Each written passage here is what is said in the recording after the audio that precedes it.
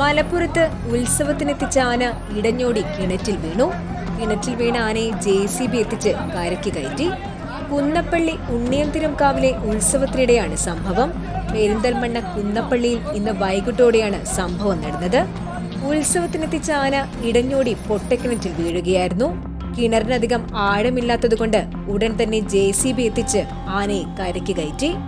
ഇന്ന് നടന്ന മറ്റൊരു ഉത്സവത്തിനിടയിൽ ആന വിരണ്ടെങ്കിലും പാപ്പാന്മാർ ആനയെ പെട്ടെന്ന് നിയന്ത്രിച്ചതിനാൽ വേറെ കുഴപ്പമൊന്നും ഉണ്ടായില്ല.